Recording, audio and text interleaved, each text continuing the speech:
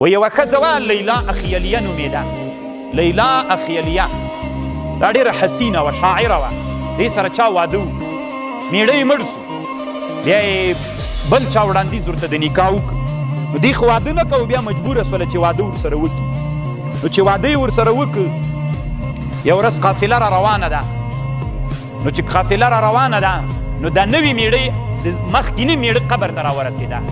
نو دا نوي مېړه یې ورته ویلې، وایي د تا مېړه خو مخکیني یو شعر ویلی و، تا ته یې ویلي واللیلا اخیلیې، که ته د ما قبر ته راسې او د ما قبر ته سلام وکړې، زه به د قبر نه جواب درکړم. که جواب مې در نه کړ، د ما قبر په ډبرو ووله. نو هغه نوي مېړه یې د لیلا اخیلیې ته پیغور ورکړ، وایي ته سلام ورته وکړه، د سلام یې ورته وکړ، جواب رانغی. نو پیغور یې ورکړ.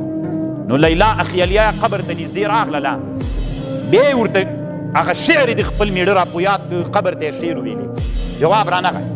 دلته یو بوم په قبر ناست و، موږ کونګ ورته وایو، پېژنئ کونګ؟ بوم د شپې ګرځي، د ورځې مزل نسي کوی، یک مرغ بوم، ټول خلک ورته بوم وایي. نو خو همدا یې نوم ده، شناختي کوکنک.